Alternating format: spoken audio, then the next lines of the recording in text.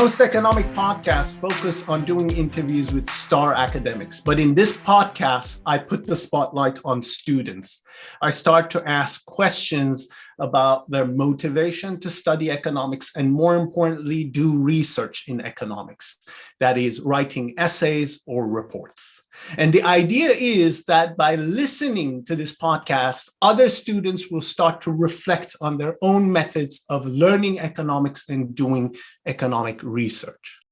And today, I'm very lucky to have 3 participants from Royal Economic Society's Young Economist of the Year competition. In this competition, the students are given a number of questions and they need to select one of them and write an essay or report.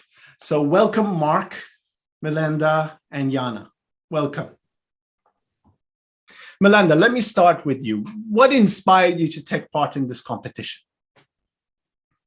I was inspired to take part in this competition because it seemed like a really good opportunity to do some writing and thinking and research about economics outside of the syllabus. At the end of sixth form, I'd already gone through the first half of my A-level course, but the questions that the essay competition offered gave me a much broader scope to explore different ideas that I was interested in. And it also gave me an opportunity to develop economic writing and how to turn research into a cohesive argument, which I found was a really rewarding experience. Mark, what inspired you to take part in this competition? Well, it just seemed like a fantastic opportunity to sort of have a more focused look at an aspect of economics, which previously I'd been particularly interested in. Just before sort of starting research, I'd read a bit of Stiglitz and Piketty. So the fact that I got to do a question on inequality and how COVID-19 would affect it seemed particularly topical. And it was also quite a good way to sort of focus my interest perhaps for developing a personal statement for university, which is just, I know that's something that some of my friends did as well. And yeah, it's certainly a good way to focus your interest. Jana, what was your motivation to take part in this competition? Yeah, I mean, pretty similar to what Melinda and Mark said. Another thing I would add is that I guess it really allowed me to go beyond what the economics A-level syllabus was teaching me. And for me, that was really valuable because I was applying, or I had applied to do economics at university. So I guess I wanted to experience what it would be like to introduce myself to a whole new topic by myself without sort of the benefit of having a teacher there, and sort of really take control of my learning, which I know is what I guess the difference is between university and schools. Jana, how did you find out about this competition? I Googled economics competitions for sixth formers. I think this came up maybe second or third. But actually, I did that in year 12, and then I knew I wanted to do this one, but then I sort of only actually did it when I was in year 13. Yeah, I mean, so I knew that I wanted to do an essay competition, and I made, like Mark said, I was doing a bit of research. I made a list of ones I wanted to enter, and this was in my top 3, so I decided to do it. So, Mark, what was the most enjoyable aspect of this competition for you? I'd say that doing the research process was particularly interesting. It allowed me to go beyond the economics syllabus and also just read very many articles based on inequality. Melinda? For me, like Mark, I really liked researching the question. I think for me, the most enjoyable and challenging part was it probably coincided. I found that going from research to writing, that middle synthesis stage for me was the most challenging, but also the most exciting, because you go from having all of your knowledge and then trying to draw it together in a very cohesive and understandable way, because at the end of the day, we only have 1,000 words to put our thoughts into a piece that's digestible. So I thought that was the most rewarding part. Jana, what was the most enjoyable aspect in this competition?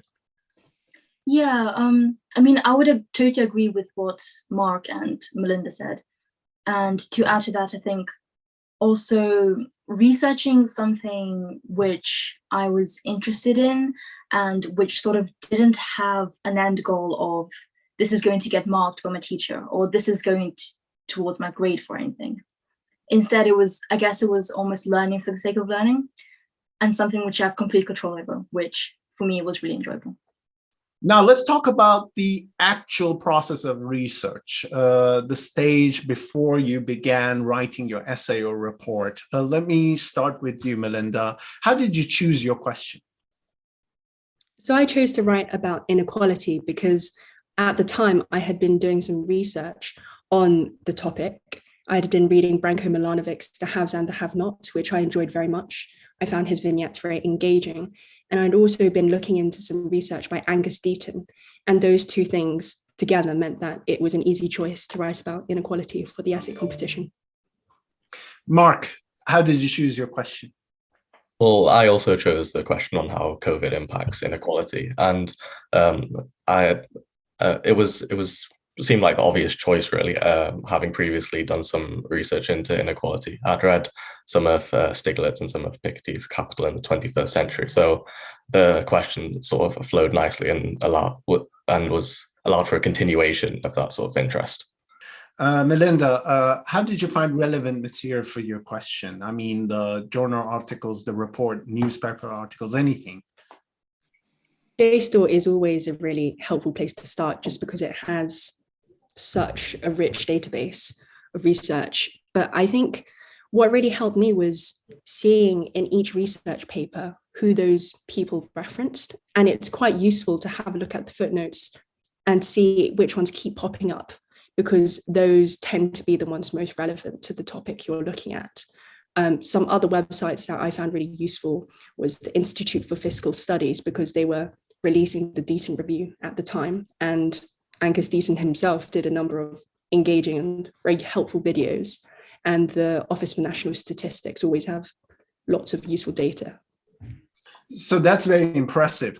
You figured out the network around that topic from the reference, from the bibliography, correct? Yeah, I tend to use footnotes and things just to see, try and seeing links between research, because I remember when I was planning it, I used a mind map and I would draw the links from this point came up in this article, which linked to this, which linked to this. And so I quite like having an overall picture of where my thinking was at the time. Mark, did you get any encouragement from your school teachers or friends to take part in this competition? I didn't get any encouragement from my school teachers, but that's only really because of the timings that I decided to actually write the essay. It was at the beginning of summer, but they had introduced me to the competition. So I suppose that in itself is a form of encouragement. And I know that I think two other of my friends also participated in the competition. So I suppose just knowing that someone else is doing it is quite comforting, I suppose. So far, we talked about the motivation of the participants, the research process before the writing. Now let's get to the writing process itself. Mark, did you have a look at the past year's essay samples?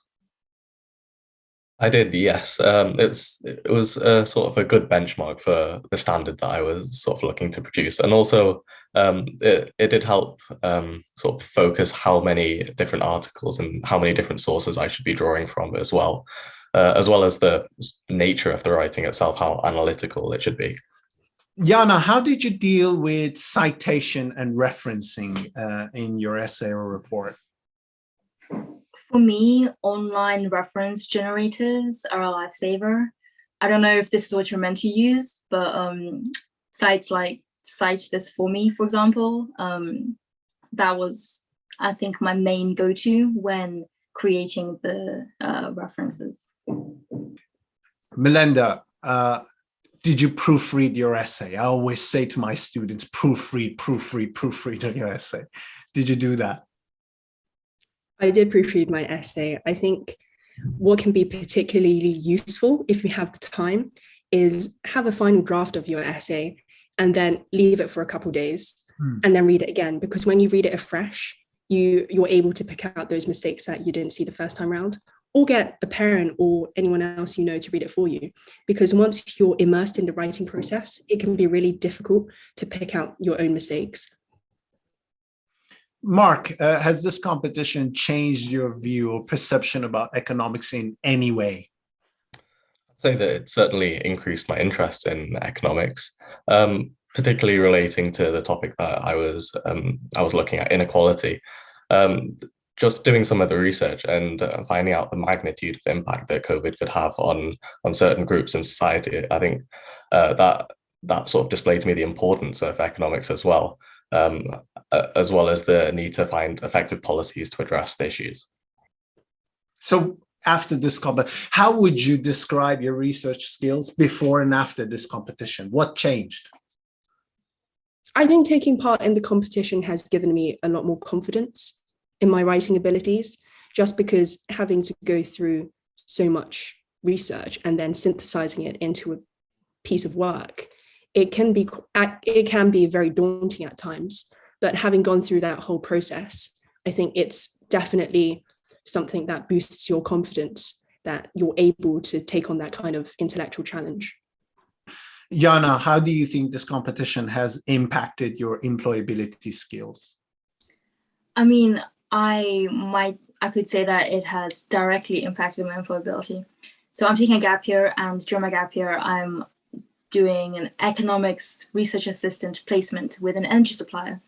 And this position was actually advertised for third-year undergraduate students, but I was lucky enough to interview for it and to get it. And I don't know, maybe it was because I was shortlisted for the Royal Economic Society Young Economist competition. What was your first reaction when you found out that you were selected by the judges in this competition as a highly recommended essay? Oh yeah, I mean, yeah, no, I screamed and I called my mom. Good, thank you. Melinda, what has been the most memorable aspect of this competition for you? I think something that stuck with me throughout the entire process was one of the messages that the competition had on their website. I remember writing it down, and on the Royal Economic Society, they said that economics is a very exciting school of thought that supports the well-being of every walk of life.